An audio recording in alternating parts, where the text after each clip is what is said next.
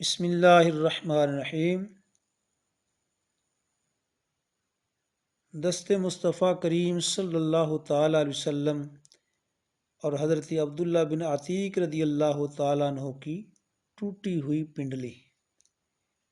کعب بن اشرف ملعون کے قتل کی مہم میں شریک تمام صحابہ کرام رضی اللہ عنہم کا تعلق قبیلہ اوس سے تھا۔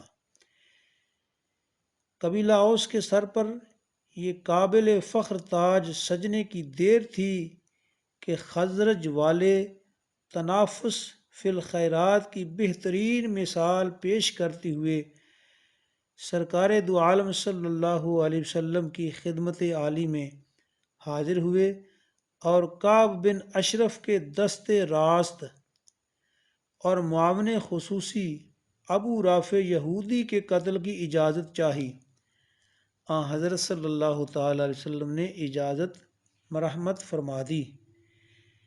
دیوانوں کا ایک چھاپا مار دستہ تیار ہوا جس میں کل 5 صحابہ کرام رضی اللہ عنہم شامل تھے۔ ان میں سے ایک حضرت مسعود بن سنان رضی اللہ تعالیٰ عنہ بھی تھے۔ دیگر 4 صحابہ کرام رضی اللہ عنہم کے اسماء گرامی یہ ہیں: نمبر 1 حضرت عبداللہ بن عتیق رضی اللہ تعالیٰ عنہ، حضرت عبداللہ بن انیس رضی اللہ تعالیٰ عنہ، حضرت ابو قتادہ حارث بن ربعی رضی اللہ تعالیٰ عنہ، حضرت خزاعی بن اسود رضی اللہ تعالیٰ عنہ۔ حضرت خزاعی رضی اللہ تعالیٰ عنہ خزرج کے حلیف تھے۔ باقی 4 صحابہ کرام رضوان اللہ علیہم اجمعین خزرجی تھے۔ حضرت صلی اللہ تعالی وسلم نے حضرت عبداللہ بن عتیق رضی اللہ تعالیٰ عنہ کو اس دستے کا امیر مقرر فرمایا اور تاکید فرمائی کہ کسی بچے اور عورت کو ہرگز قتل نہ کرنا۔ اب اس سارے واقعے کا پس منظر یہ ہے کہ ابو رافع ایک مالدار اور بڑا ہی مالدار یہودی تاجر تھا، خیبر میں رہتا تھا۔ ابو رافع اس کی کنیت تھی۔ عبداللہ بن ابی الحقیق اس کا نام تھا، سلام بن ابی الحقیق بھی کہلاتا تھا۔ خیبر کے قریب ایک قلعے میں رہتا تھا۔ رسول اللہ صلی اللہ علیہ وسلم کا سخت دشمن تھا اور طرح طرح سے آپ صلی اللہ علیہ وسلم کو ایذا اور تکلیف پہنچاتا تھا۔ کعب بن اشرف کا معین و مددگار تھا۔ یہی شخص غزوہ احزاب میں قریش مکہ کو مسلمانوں پر چڑھا کر لایا اور بہت زیادہ ان کی مالی امداد کی اور ہمیشہ رسول اللہ صلی اللہ علیہ وسلم اور مسلمانوں کی عداوت میں بے تحاشا پیسے خرچ کرتا رہتا تھا۔ نصف جمادی الاخری 3 ہجری کو حضرت عبداللہ بن عتیق رضی اللہ تعالیٰ عنہ اپنے رفقا کے ہمراہ خیبر کی طرف روانہ ہوئے۔ بخاری شریف میں حضرت براء بن عازب رضی اللہ تعالیٰ عنہ سے مروی ہے کہ غروب آفتاب کے بعد جب لوگ اپنے جانور چراگاہ سے واپس لا چکے تھے تب یہ لوگ خیبر پہنچے۔ ابو رافع کا قلعہ جب قریب آ گیا تو عبداللہ بن عتیق رضی اللہ تعالیٰ عنہ نے اپنے رفقا سے کہا، تم یہی بیٹھو، میں قلعہ کے اندر جانے کی کوئی تدبیر نکالتا ہوں۔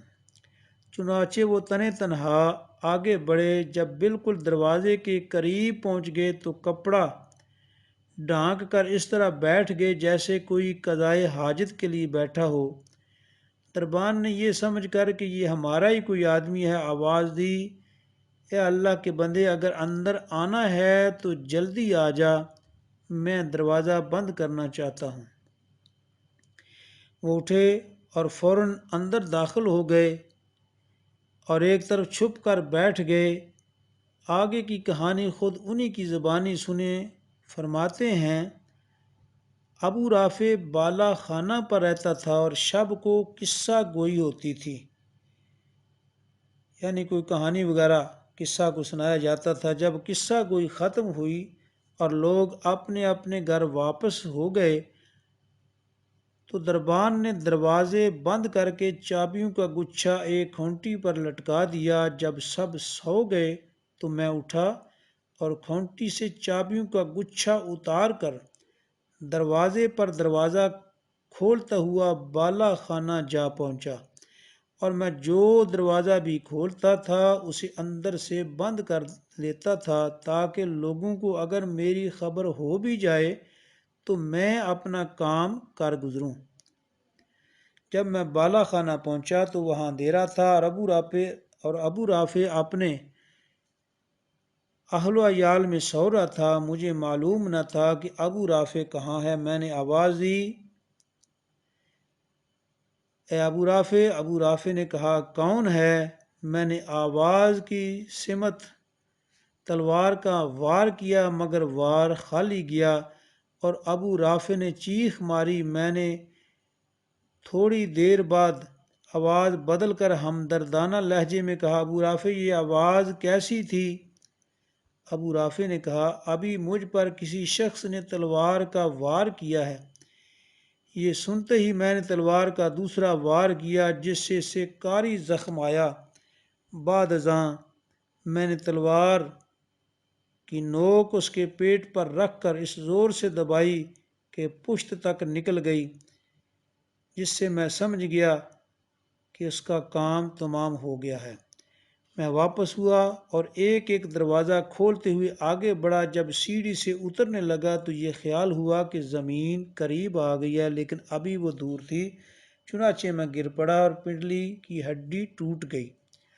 چاندنی رات تھی۔ میں نے عمامہ کھول کر ٹانگ کو باندھا اور اپنے ساتھیوں کے پاس آ گیا اور انہیں کہا، تم جاؤ اور رسول اللہ صلی اللہ علیہ وسلم کو بشارت سناؤ، میں یہی بیٹھا ہوں، اس کی موت اور قتل کا اعلان سن کر آؤں گا۔ چنانچہ جب صبح ہوئی اور مرغ نے اذان دی تو خبر دینے والے نے قلعہ کی فصیل سے ابو رافع کی موت کا اعلان کیا۔ اعلان سن کر میں وہاں سے روانہ ہوا اور اپنے ساتھیوں سے آ ملا اور کہا، تیز چلو، اللہ نے ابو رافع کو ہلاک کر دیا ہے۔ اس کے بعد ہم رسول اللہ صلی اللہ علیہ وسلم کی خدمت میں حاضر ہوئے، آپ کو خوشخبری سنائی اور پوری کارگزاری پیش خدمت کی۔ آپ صلی اللہ تعالی علیہ وسلم نے مجھے فرمایا، اپنی ٹانگ پھیلاؤ۔ میں نے اپنی ٹانگ پھیلا دی۔ آپ صلی اللہ علیہ وسلم نے اس پر اپنا دست مبارک پھیرا تو وہ ایسی ٹھیک ہوئی کہ گویا اسے کبھی کچھ ہوا ہی نہ تھا۔ لم یاتی نذیرک فی نظر مثل تو نہ شد پیدا جانا۔ یا رسول اللہ صلی اللہ تعالیٰ علیہ وسلم، کسی نظر نے، کسی آنکھ نے آپ کی مثل کسی کو دیکھا ہی نہیں ہے، اور حقیقت تو یہ ہے کہ آپ کی مثل کوئی پیدا ہی نہیں ہوا، آپ جیسا کوئی پیدا ہی نہیں ہوا۔